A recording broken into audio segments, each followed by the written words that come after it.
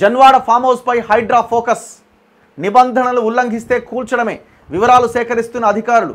అనుమతులున్నాయా, వాటి ప్రకారమే నిర్మాణం జరిగిందా అంటూ ఆరా. డీటెయిల్ రిపోర్ట్ సేకరిస్తున్న ఆఫీసర్లు. సోషల్ మీడియాలో సైతం డిస్కషన్.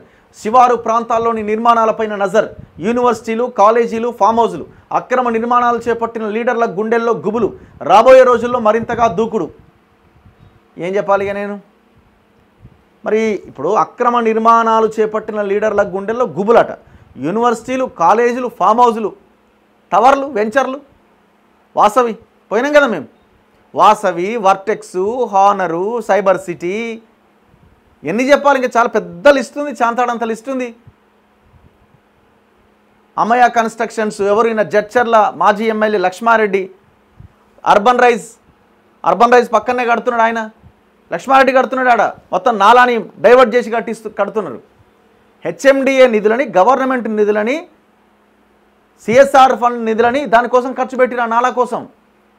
ఉన్న నాలాని సహజ సిద్ధంగా ఏర్పడిన నాలాని మొత్తం పూర్తి చేసి నాలాని డైవర్ట్ చేసిండు అర్బన్ రైజ్ కోసం. ఈ అమయ కన్స్ట్రక్షన్, జడ్చర్ల మాజీ ఎమ్మెల్యే లక్ష్మారెడ్డి కోసం కేటీఆర్ చేసిన పని. మరి ఇవి కూల్సరేమయ్యా బాబు? ఇవి కూల్సరేంది? వీటి దగ్గరికి ఎందుకు పోతలేరు?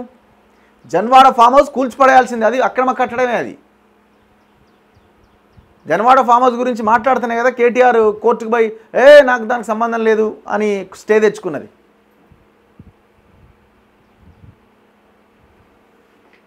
మరి ఇప్పుడు నేనేమంటున్నా అంటే, మీ బుల్డోజర్లు, మీ జేసీబీలు ఎందుకు వాసవి దగ్గరికి పోతలేవు? ఎందుకు? విజయ్ కుమార్ అంటే భయం అవుతుందా?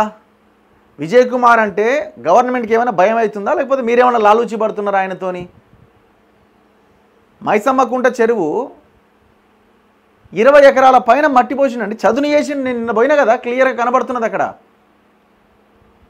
జస్ట్ ఒక 6 నెలల క్రితం వాళ్ళు చెప్తున్నారు లోకల్గా ఉన్న, అసలు పోవడానికే ప్లేస్ ఉండకపోయి మొత్తం నీళ్ళే ఉండేది.